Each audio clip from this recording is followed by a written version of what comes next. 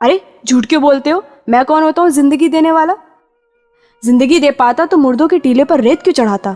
देखता नहीं रूहों के जिस्म बार बार बेपर्दा हो रहे हैं। हवा बहुत कमीनी है। वो हादसा था चाचा, भूल जाइए सब। हाय, तू तो नेताओं की भाषा बोल रहा है। अभी तो कह रहा था कि नेता नहीं है। कौन है तू? अब सरजू का धैर्य टूट रहा है।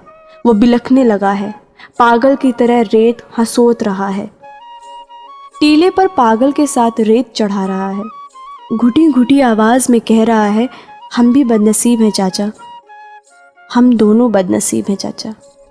हमने भी परिवार खोया है। कुनबे की लाश पर रोने वाला मैं भी इकलौता ही हूँ।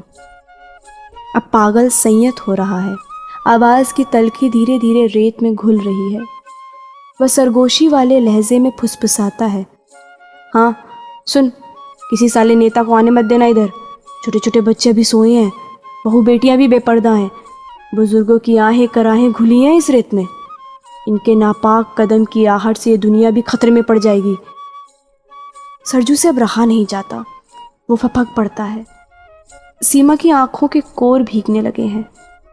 पागल ने डपट दिया है, चुप रहो, शोर क्यों करते हो? तुम भी सरकारी हरकारे हो क्या? कहा ना सब नींद में है। जगे तो कोसी को लील जाएंगे।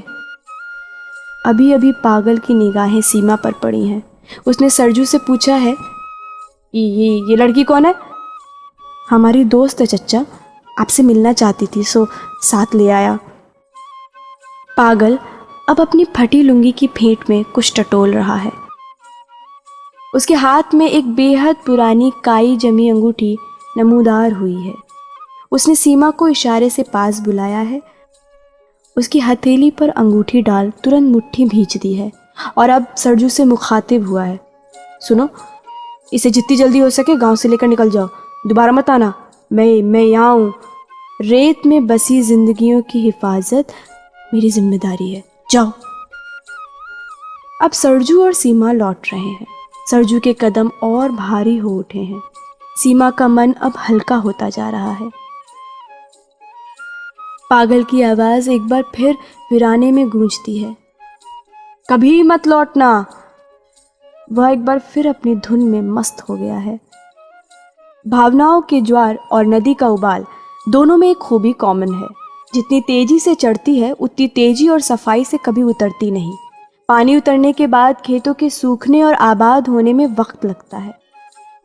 ताल तलैया और गड्ढे पानी को उसी रफ्तार से लौटने नहीं देते, रोक लेते हैं। सारा पानी नदी में कहाँ लौटता है? सरजू अभी उबर नहीं पाया था। होठ और उसके इर्द गिर्द नसों का अनियंत्रित कंपन और आंखों के किनारे पर अटकी बूंदें अभी कुछ दूर और उसके साथ ही चलेंगी। सीमा के लिए सब कुछ तिलिस्मी है।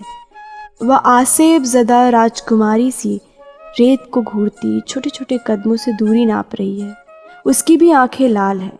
नाक के दोनों हिस्से बेलगाम हो गए हैं और बार बार अपना परिधि विस्तार कर रहे हैं।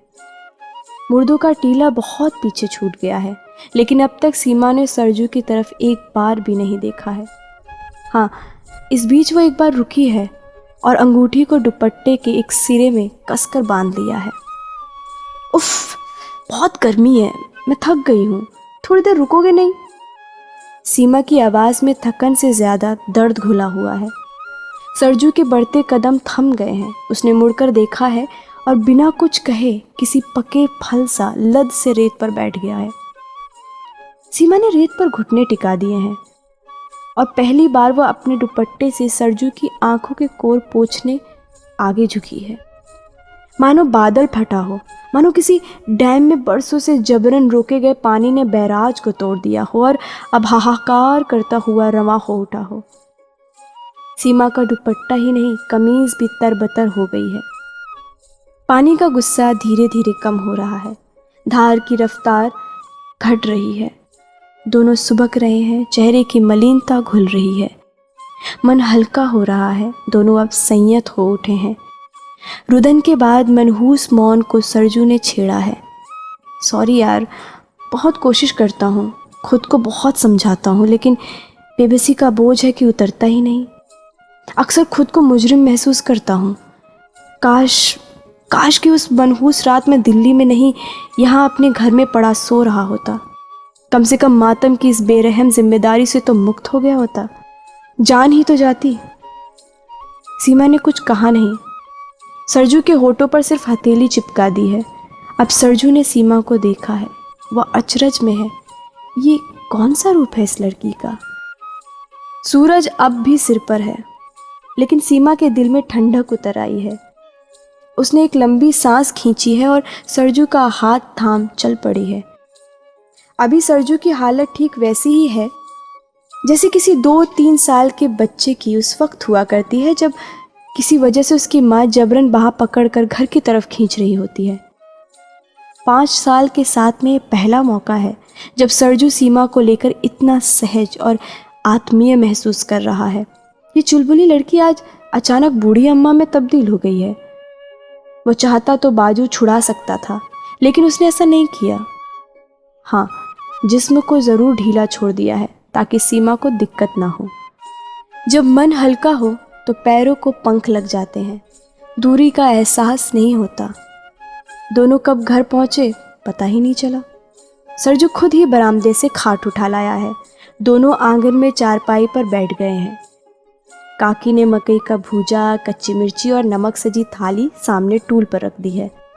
कुटुर कुटुर के एक रस संगीत को सीमा ने भंग किया। सुनो, ज़्यादा परेशान होने की ज़रूरत नहीं है। हम लोग आराम से चलेंगे, लेकिन हाँ, मैं कुसहा देखने नहीं जाऊंगी। सरजू के चेहरे पर कई दिनों बाद आज नैसर्गिक मुस्कान लौटी है। उसने कहा है, एज यू लाइक। घर को ठीक क्यों नहीं करवाते? कितना उजाड़ सा लगता है। किसके लिए ठीक करवाऊं? मुझे नहीं रहना यहाँ। रहूंगा तो दुस्वप्न से मुक्त नहीं हो पाऊंगा। कैसी बातें करते हो? तुम ना सही, काकी को तो यहीं रहना है। उनकी प्रॉब्लम के बारे में तो सोचो। काकी को तो कई बार कहा है कि दिल्ली शिफ्ट कर जाएं मेरे साथ, लेकिन मानती ही नहीं। ठीक ही तो है, नहीं जाती। पूरी जिंदगी तो यहाँ गुजारी और अब मरने के लिए दिल्ली चली जाए। यार हद है। ये रहने की जगह है। क्यों, रहने की जगह कैसी होती है? अब तुमसे डिबेट कौन करे? काकी जब तक हैं तब तक हैं। उनके बाद तो मैं इधर झांकूंगा भी नहीं। लेकिन मैं तो अब एटलीस्ट साल में एक बार जरूर आऊंगी। सीमा के इस नए इरादे ने सरजू को चौंका दिया है। वह बिल्कुल अवाक उज़्बक सा सीमा को घूर रहा है। ऐसे क्या देख रहे हो? पहले कभी खूबसूरत लड़की नहीं देखी क्या? सचमुच सरजू ने अब से पहले ऐसी पागल लड़की नहीं देखी कभी। ये लड़की कोई और ही है। ये सीमा नहीं हो सकती। जिस सीमा को सरजू जानता है वो तो बिल्कुल भी नहीं है। चंचल, अल्हड़, पनमौजी। तभी तो हमेशा वो इससे बचने की कोशिश करता रहा है। कभी इस फ्रेंडशिप को उसने गंभीरता से नहीं लिया। बल्कि सच तो ये है कि वो मन ही मन हमेशा इसी गुन धुन में रहा है कि लिबरलाइजेशन की पैदाइश इस मॉड कैरिकेचर से चाहे जिस तरह भी हो पीछा छूटे। लेकिन सीमा है कि माया की तरह लगातार इसके साथ लिपटी रही है। सरजू सिर्फ इसलिए उसको बर्दाश्त करता रहा है क्योंकि वो किसी भी संबंध को तलखी की तलवार से ख़त्म करने में विश्वास नहीं रखता। बाढ़ देखने के लिए सुपौल आने की जिद भी। हेलो, कहाँ खो गए मिस्टर? सरजू के सोच की लगाम सीमा ने खींच दी है। नहीं, कहीं नहीं। सरजू लौट तो आया है, लेकिन वो बोलने की बजाय एक बार फिर सीमा को अपलक देख रहा है। उसके चेहरे पर सिर्फ एक अलसाई मुस्कान बार बार अंगड़ाई ले रही है। सरजू, ए सरजू। इस अजनबी आवाज़ ने सरजू सीमा का ध्यान भंग कर दिया। सीमा थोड़ा संभल कर बैठ गई और सरजू ने पूछा, कौन? हम छी, धनेसर। अरे कक्का, आबा आबा। धनेसर कक्का और सरजू के बीच संवाद के दौरान सीमा मौजूद रही है। मैथिली नहीं जानती, लेकिन आशा समझ गई है। सरजू कल सुबह रिजर्वेशन के लिए सुपौल जाएगा, धनेसर कक्का की नाव से। बिस्नाथ के नाम पर सरजू के चेहरे पर आए गए भावों को लेकर वह उत्सुक है। धनेसर कक्का के जाते ही उसने पूछ लिया है, ये बिस्नाथ का कौन है? हमारे गांव के किसान हैं क्या? थे मतलब? कोसी ने किसानी छीन ली और सरकारी सिस्टम ने उम्मीद। पानी उतरने के कुछ दिन बाद तक तो उम्मीद के सहारे जीते रहे, फिर निराशा ने पागल बना दिया। दिन भर खेत में पागलों की तरह रेत खखोरते रहते थे। अब तुम ही बताओ, हाथ से 3-4 फीट मोटी रेत की परत हटाई जा सकती है क्या? लेकिन वे ऐसा क्यों कर रहे थे? कोसी त्रासदी के बाद प्रधानमंत्री तक हवाई दौरे पर आए। मुख्यमंत्री ने दिलासा दिया कि अब ये इलाका बिहार का पिछड़ा नहीं बल्कि विकसित और सुव्यवस्थित इलाका बन जाएगा। उपजाऊ जमीन पर चढ़ बैठी रेत की परतों को हटाने और नई मिट्टी के अनुकूल नए किस्म की फसलें तजवीज़ करने के लिए कमेटी बनी। जांच का ड्रामा हुआ। जिनकी जेबें गर्म होनी थी हुई, जिनकी दुनिया संवरनी थी संवरी।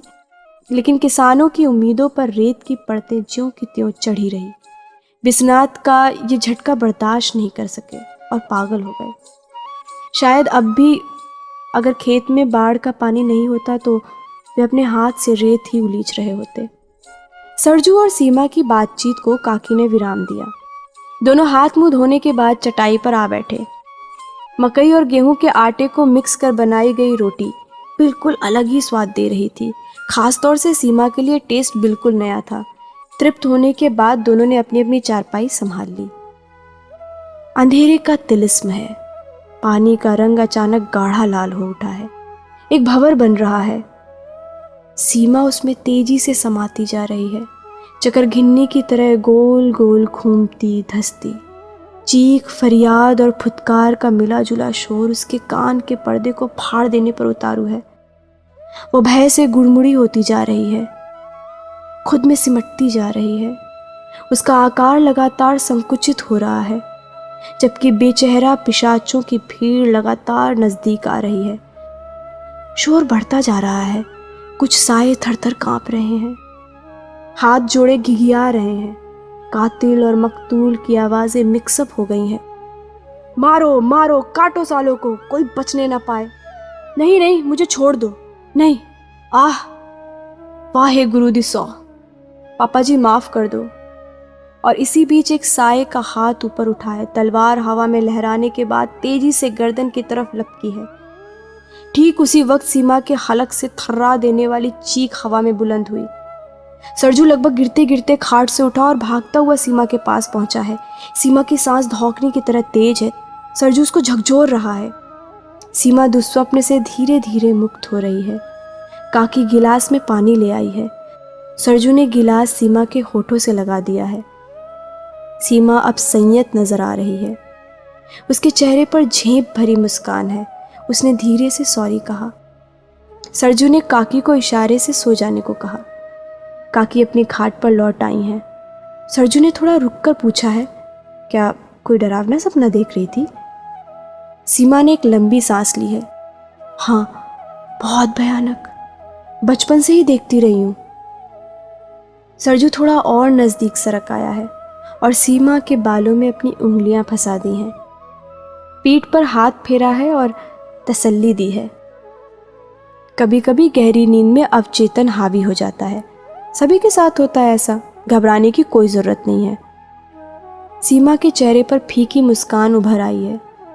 उसकी आवाज में बर्फ की सी तासीर आ गई है। अरे अब क्या? अब तो आदत पड़ गई है। शुरू शुरू में तो मम्मी पापा बेचैन हो जाते थे। मैं दहाड़े मार मार कर देर तक रोती रहती थी। क्यों, बचपन में कोई हादसा हुआ था क्या तुम्हारे साथ? अरे नहीं यार, हादसा तो मेरे जन्म से 4 साल पहले ही हो गया था। हादसा नहीं, कयामत आई थी। हमारे पूरे खानदान के लिए कयामत। चेहरे पर दाढ़ी और सिर पर पगड़ी मौत का निशान बन गई थी। हम गाजर मूली की तरह काटे गए थे। सीमा बोलते बोलते ठिठक गई। उसके चेहरे पर जिज्ञासा उभर आई है और उसने सरजू से पूछा, अच्छा एक बात बताओ, महाभारत में अभिमन्यु और चक्रव्यूह वाली कहानी क्या सच्ची है? सरजू इस सवाल पर चौंक पड़ा है। थोड़ी देर सोचने के बाद उसके मुंह से बोल फूटे हैं, मुझे तो वो कोरी कल्पना ही लगती रही। तुम ही बताओ, भला कोई माँ के पेट में रहते बाहरी दुनिया में हो रहे संवाद सुन सकता है? और हद तो यह है कि पैदा होने के बाद उसे वो बातें याद भी रह जाएं। सरजू को बीच में ही सीमा ने टोक दिया। लेकिन मुझे तो लगता है कि ये कोरी कल्पना नहीं हो सकती। इसमें सच्चाई जरूर होगी। बल्कि मुझे तो लगता है कि माँ बाप अपने बच्चों में सिर्फ अपने गुण अवगुण ही नहीं, अपना चिर संचित भय और डरावना अतीत भी ट्रांसफ़र कर देते हैं। सीमा की लय को अब की सरजू ने भंग किया। अरे नहीं, ऐसा नहीं होता, ये तुम्हारा वहम है। तो तुम ही बताओ, सिख दंगा तो सन 1984 में हुआ और मैं 88 में पैदा हुई। मैंने तो वो दंगा ना देखा ना भोगा।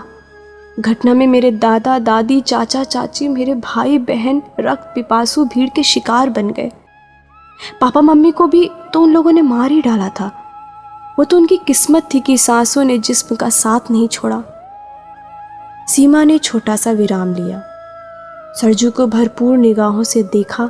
सरजू ने कुछ कहा नहीं, सिर्फ अपनी हाथ का कसाव सीमा की हथेली पर बढ़ा दिया।